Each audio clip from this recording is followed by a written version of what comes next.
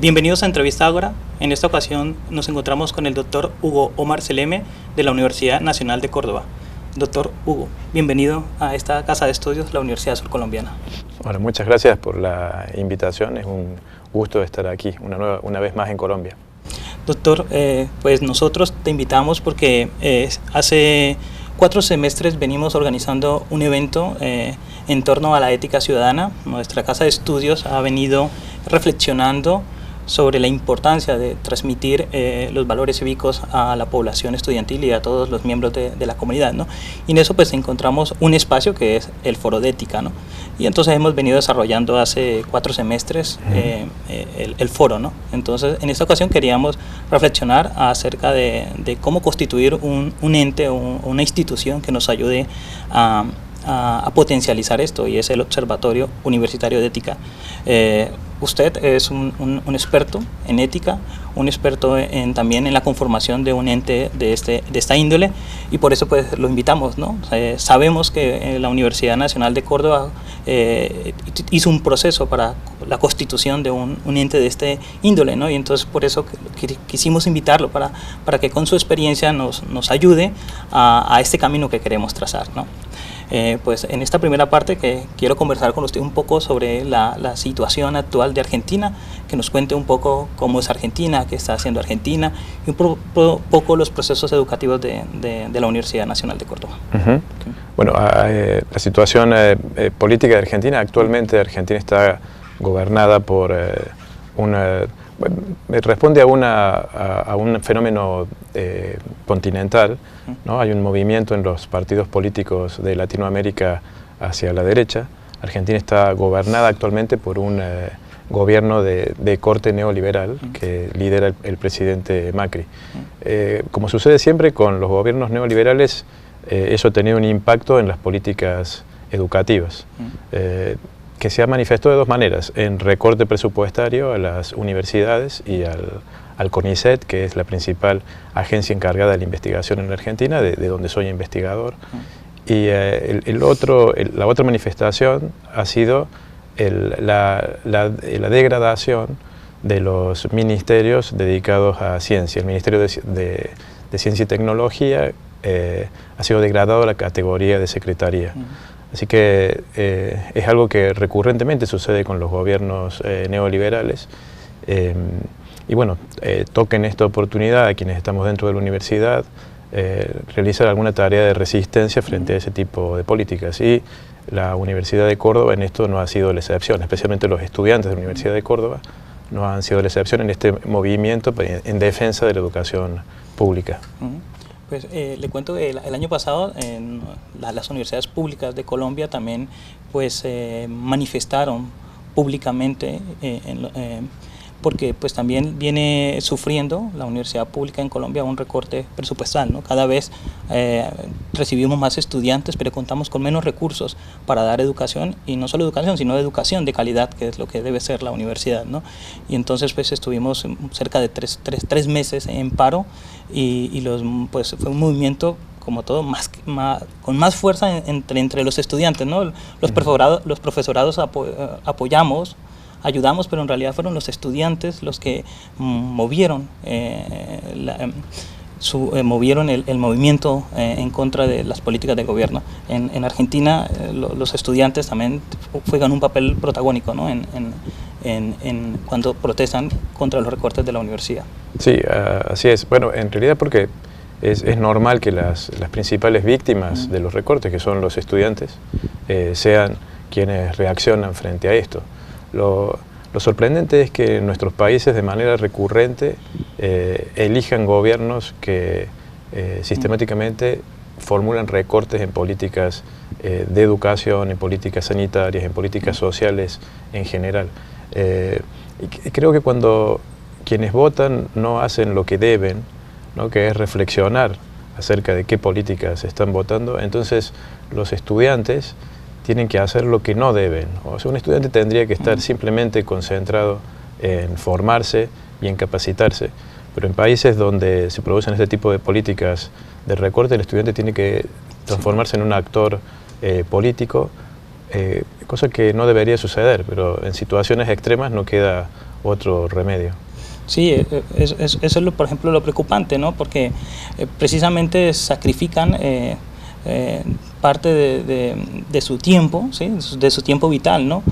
Por ejemplo, aquí varios tuvieron que quedarse en la ciudad para poder salir a marchar, para hacer fuerza, y entonces pues sacrifican, por ejemplo, espacios con su familia, dinero, porque se tienen que quedar en la ciudad y por tanto se va a alargar los periodos educativos y ellos tienen que salir responder económicamente frente a eso, ¿no? Y claro, se vuelve pues una lucha interna entre el movimiento estudiantil, unos que quieren seguir para precisamente lograr los objetivos y otros que por las situaciones económicas y de otra índole pues tratan de que llegar a un acuerdo mucho más rápido, ¿no? Sin llegar a conseguir totalmente los objetivos planeados. Sí, yo creo que una tarea pendiente de nuestras universidades es investigar este tipo de fenómeno político que nos sucede de manera recurrente.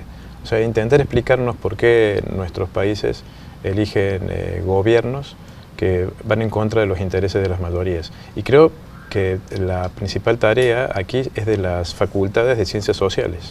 O sea, usualmente se piensa que las facultades de ciencias sociales no tienen ninguna utilidad, que buscan el conocimiento por el conocimiento y que las facultades que realmente producen conocimiento útil son las de ciencias, ciencias duras. Yo creo que no, creo que en nuestros países tenemos un enorme problema, un fenómeno social que explicar. Y creo que es una tarea pendiente para nuestras universidades abordarlo, que es este problema de por qué los gobiernos que representan intereses minoritarios logran capturar el apoyo de las mayorías. Creo que ese es un problema político que tienen los países de Latinoamérica y debería ser objeto de estudio principalmente de las universidades públicas, que son las víctimas centrales de esas políticas.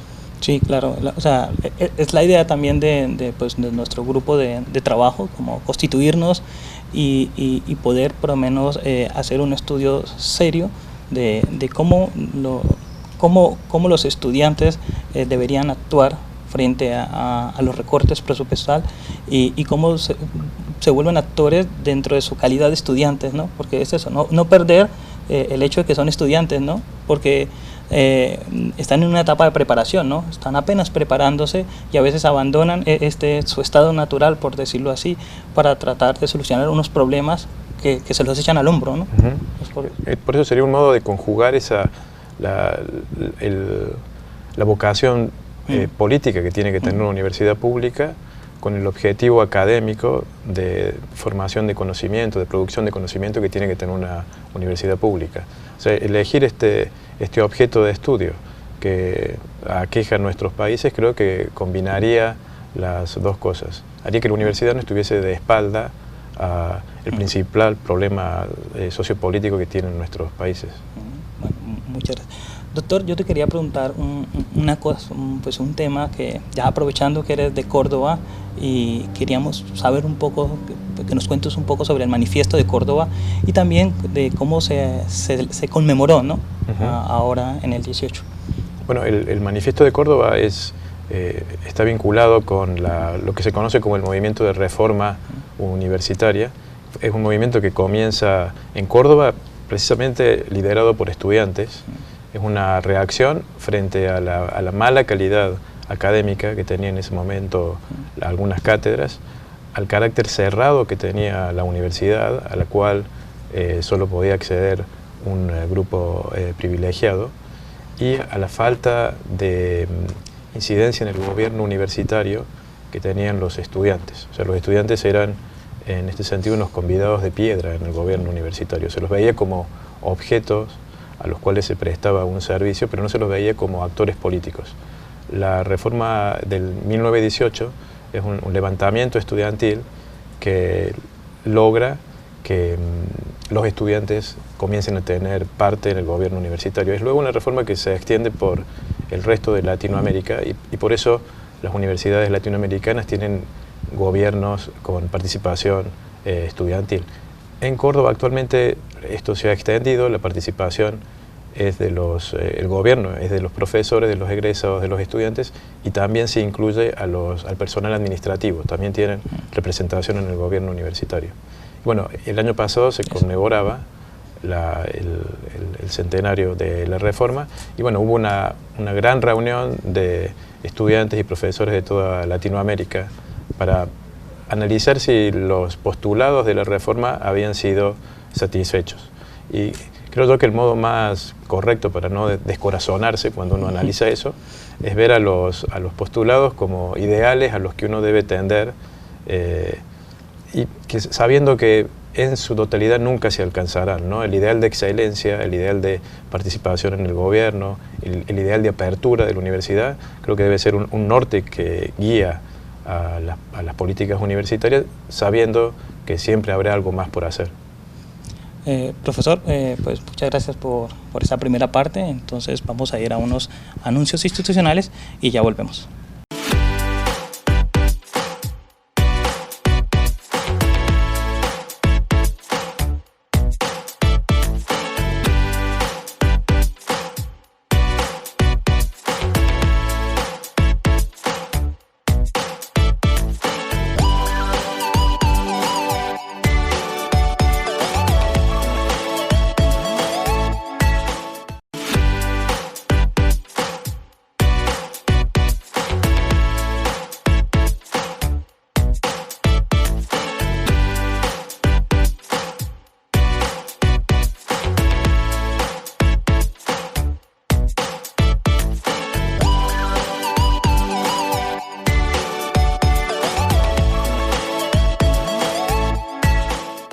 Profesor, ya que estábamos hablando del Manifiesto de Córdoba y sobre todo de su conmemoración, de su celebración, y la importancia que tuvo y ha tenido a lo largo de estos años para la educación latinoamericana, y también pues el compromiso, lo que venimos hablando sobre el papel del estudiante, ¿no? Que ha tenido que salir a la calle a marchar para defender sus derechos en la educación. Pues, y queremos nosotros también hacer estudios, y en esa medida pues nos hemos venido organizando los profesores del área sociohumanística encargados de la asignatura institucional de ética, ¿no? Y como le contaba al principio, pues hemos desarrollado un espacio de diálogo entre los profesores y los alumnos de la cátedra que se llama el Foro Universitario de Ética, ¿no? Entonces en esta ocasión pues es el cuarto y gira en torno a de qué va la ética en la USCO, ¿no? Para eso aplicamos una encuesta que tuvimos más de 500 respuestas entre nuestros estudiantes, que de alguna manera mapea lo que los estudiantes piensan de la situación en que se encuentra la universidad, ¿no? Y pues queremos que esa encuesta no quede ahí, ¿no? Y para eso pues queremos constituir lo que sería un observatorio universitario de ética. Sabemos que usted con su grupo de trabajo constituyó uno en la Universidad Nacional de Córdoba. Pues quiero preguntarte qué es el observatorio, cuáles son sus funciones y cuáles han sido sus resultados. Sí, bueno, los observatorios tienen dos variantes, los observatorios universitarios. En una de esas variantes, el observatorio observa la propia universidad, y entonces lo que intenta es identificar si se están satisfaciendo ciertas buenas prácticas, en el caso de los observatorios de ética, ciertas buenas prácticas dentro de la universidad. Otra variante de observatorio universitario son los observatorios universitarios que miran hacia afuera de la universidad. Entonces allí se intenta ver si algunas instituciones extrauniversitarias, por ejemplo instituciones políticas, están satisfaciendo esos estándares de buenas prácticas.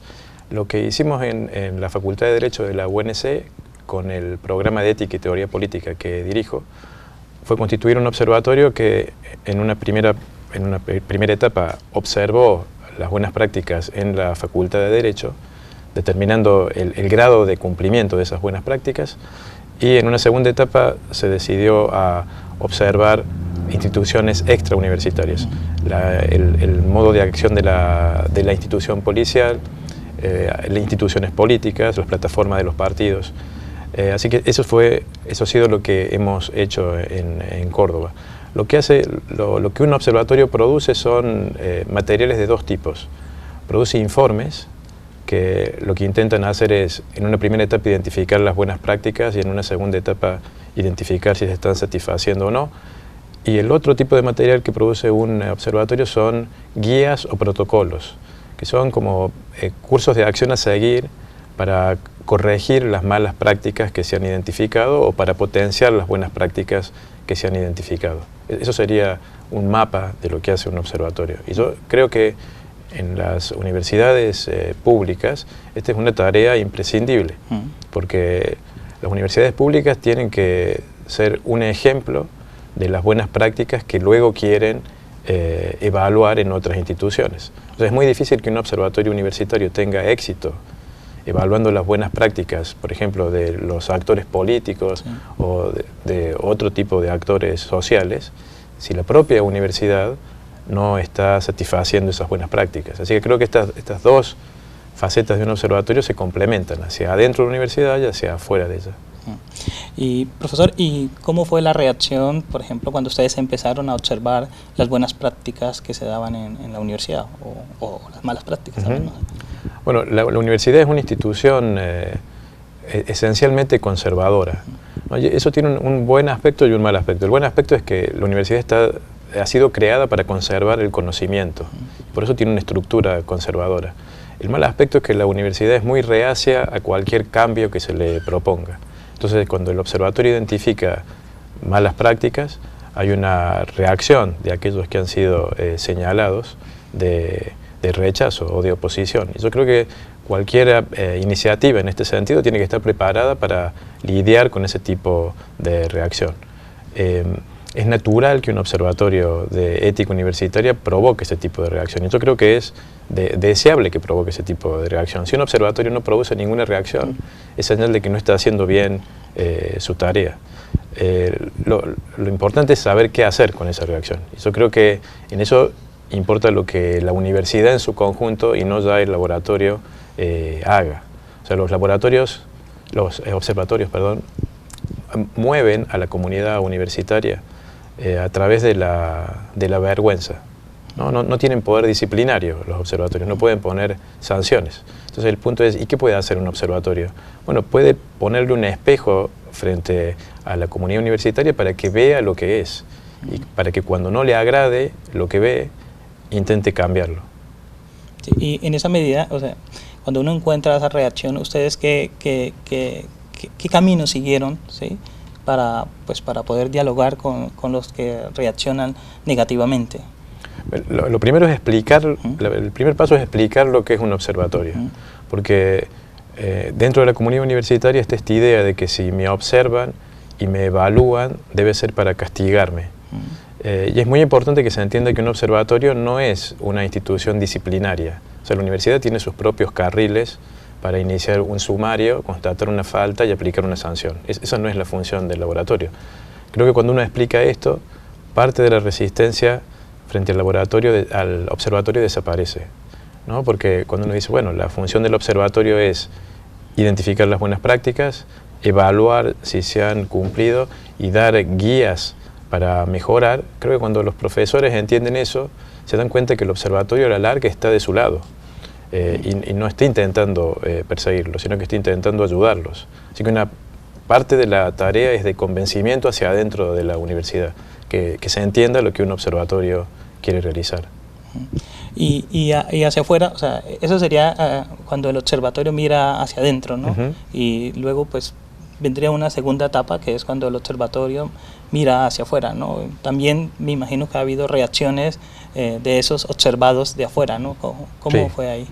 Bueno, lo mismo que sucede dentro de la universidad sucede hacia afuera. Cuando se identifican malas prácticas, hay reacción de los que han sido señalados. En el caso del observatorio del programa de ética y teoría política en Córdoba, lo que hizo el programa fue analizar el comportamiento de las fuerzas de seguridad en Córdoba, y lo que se identificó con datos es que había una práctica establecida, una mala práctica establecida, que era detener a personas simplemente para hacer número por parte de la policía, sin que estuvieran cometido ninguna falta o delito. Utilizaban un instrumento que es el código de faltas, y entonces se detenía a personas. Eso en mayo del 2015 llegó a su apogeo, esta política incorrecta, y entonces lo que hizo allí con los insumos que se habían obtenido acerca de cómo se comportaba la policía, se presentó un habeas corpus colectivo en contra de la acción de la policía. Una cosa que sucede en el programa de Ética y Teoría Política en Córdoba es que el observatorio trabaja junto con una clínica jurídica que hace litigio estratégico. Entonces los insumos que produce el observatorio son utilizados por la clínica jurídica para litigar con finalidades políticas. En este caso el litigio fue un habeas corpus para obligar a que la policía no volviese a repetir estos actos de detención masivas. El habeas corpus fue aceptado y a la larga lo que esto produjo fue que la provincia de Córdoba modificase su código de falta, eliminando la figura que permitía la detención de personas sin causa. Así que esta característica que tiene nuestro laboratorio se debe a que es un laboratorio, a un observatorio, perdón, que está dentro de una facultad de Derecho. Entonces hay ciertas cosas que puede hacer una facultad de Derecho que no pueden hacer otro tipo de facultades. Sí, porque pues nuestra característica, pues somos de la Facultad de Ciencias Sociales, ¿no? Entonces supongo que tendremos algunas variaciones respecto pues al observatorio de la Universidad de Córdoba, ¿no? Claro. Porque nuestra fortaleza tal vez no va a ser esa parte jurídica por nuestra propia naturaleza, ¿no? Profesor, una última pregunta. De manera personal, ¿tuvo algunas consecuencias para usted el haber ayudado a constituir un observatorio de ética? La consecuencia más notable tuvo que ver con con el observatorio actuando sobre políticas públicas.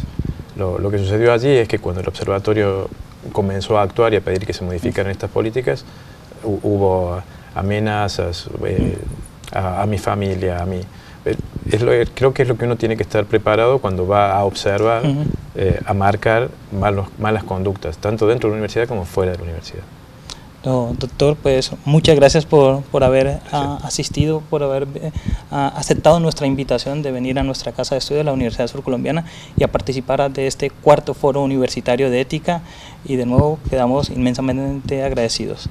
Pues y muchas gracias y hasta la próxima oportunidad.